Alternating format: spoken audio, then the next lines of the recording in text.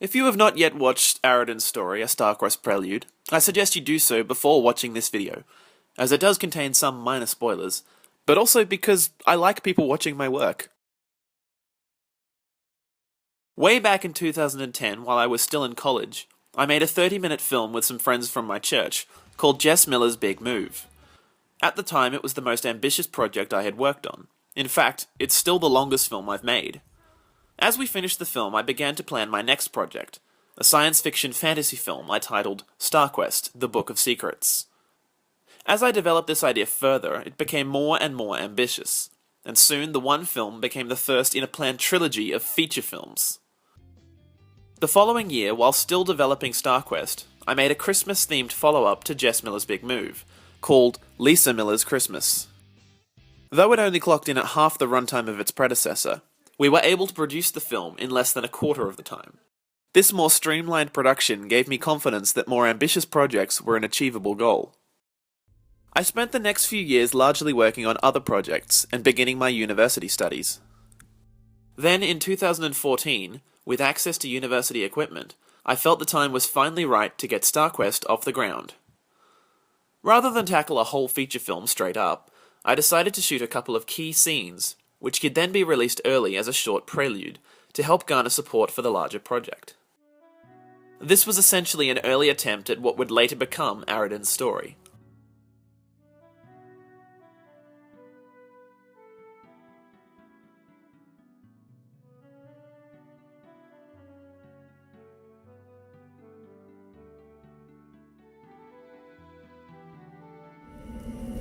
Tell me, what do you know about Elyon? Tell me, boy. What do you know about Elyon? My parents told me to never discuss it with anyone. My parents told me never to discuss it with anyone. Sadly, the production was plagued by scheduling conflicts, technical limitations, and, quite frankly, over-ambition. It quickly became apparent I'd bitten off more than I could chew. As a result, I reluctantly made the decision to abandon production. It was on this project that I first met actress and model Shani Lee Smith. We would later work together on 4 other films, including 2 that we co-wrote and starred in together.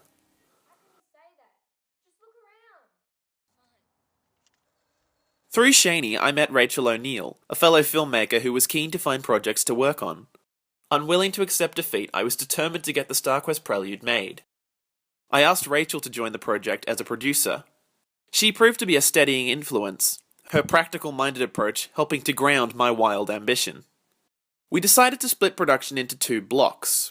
The first focused on the Elyon campfire sequences, the second on the various cutaways. Filming on Block 1 commenced on September 8th, 2015. There were over a dozen cast and crew members on set, the largest number I'd ever worked with. It's actually a privately owned property behind a property of a mutual friend of ours. She was just driving along the highway one day and she knew we were looking for some sort of pine tree type area, and she saw it actually over a hill, because it just sort of covers the top of this hill in pine trees, and she's like, that's it. So she basically went and tried to figure out whose property it was, and we got in touch with them. I play Agra, who is the grandfather of Arrodin. And Eddie, the director, emailed me and asked me if I'd like to read for the part, so I was lucky to get the part. I'm really enjoying working with Michael, the little actor who plays Arrodin, and working with the crew. They're a great bunch of guys, so I'm just having a ball, really. Well, Eddie knows that I'm really good at drama, and he goes to the same church as me, so he thought I might be good for the job. Despite several challenges, we managed to shoot everything that we needed. Rachel and I then launched a crowdfunding campaign through Indiegogo to raise funds for Block 2, in particular the Guardian battle sequence. Unfortunately, the result was underwhelming. Production was delayed, causing the project to stall. Discouraged, I feared I had failed again, and wondered if I would ever see the film completed. In late 2016, I made the decision to move from Australia to New Zealand. This gave us a clear deadline, as I would be leaving the country in April of 2017. Despite not being as prepared as I would have liked, we pushed ahead and shot the cutaways as best we could. Interestingly, the location we used for the Eden sequence was actually one we'd originally considered for Elyon. We also used this location for the Guardian War. Rachel had discovered a local battle sports group called the 100 Swords, who routinely enacted medieval fantasy-style battles using foam and latex weapons. We got in contact with the group and asked them to help us create the battle. The third location we used was one I'd used before, while shooting Avery 3 years earlier. I'd always wanted to include an original score in one of my films. Years ago, when I first came up with StarQuest, I had a melody in my head which I thought would work well as a character theme for Arrodin.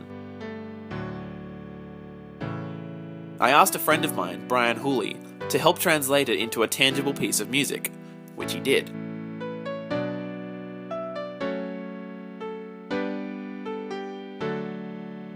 Naturally, when it came time to score the whole film, I turned to him.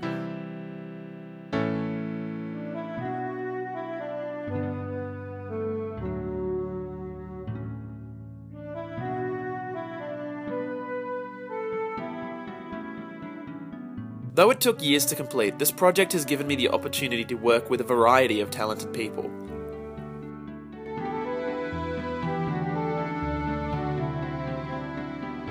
It has also become my first multinational undertaking, as the opening shots were actually filmed in New Zealand.